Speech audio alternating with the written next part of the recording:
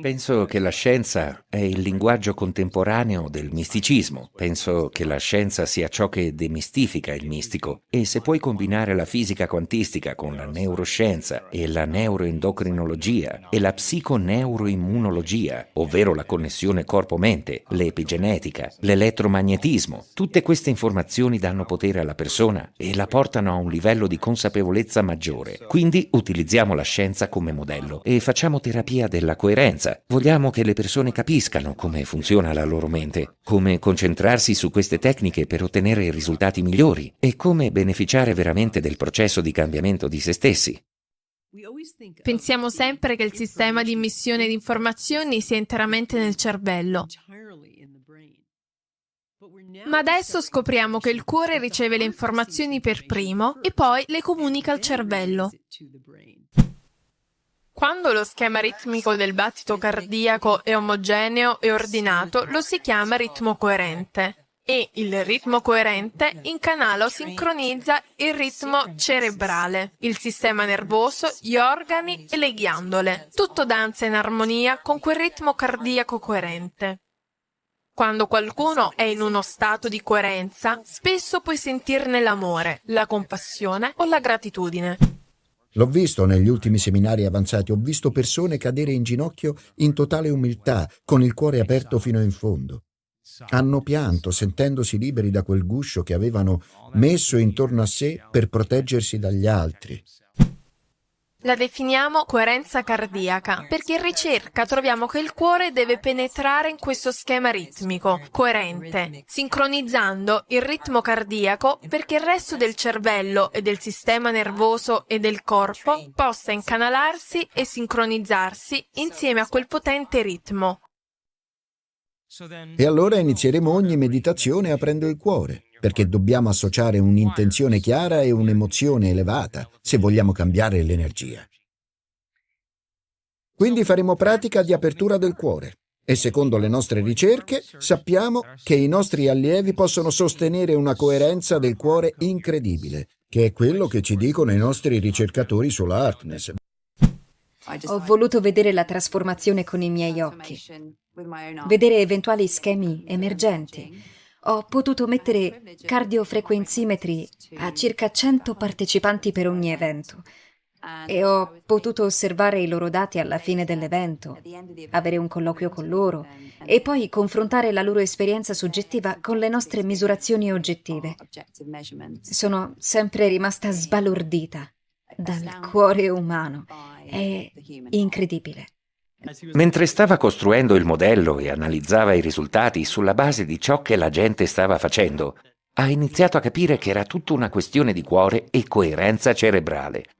La formula è coerenza cerebrale e cardiaca.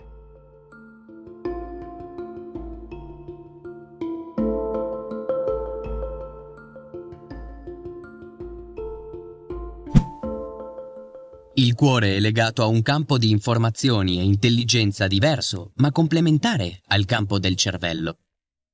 È molto chiaro che questi neuroni nel cuore e nel cervello hanno una memoria a breve e a lungo termine. Elaborano informazioni. Altri ricercatori teorizzano che il cuore può essere l'organo principale nell'imprimere informazioni nel campo del corpo. C'è molto tessuto neurale nel cuore e noi crediamo che il tessuto neurale sia lì per imprimere l'ologramma. L'olografia corporea del campo del corpo riceve continuamente informazioni attraverso l'onda di pressione del cuore. Dentro al cuore c'è un'enorme quantità di carica. Le onde di pressione in presenza di questa carica, dentro la camera del cuore, sono sufficienti per imprimere le informazioni. Se il cuore trasmette o imprime informazioni, deve esserci un modo per le cellule nel corpo di ricevere queste informazioni.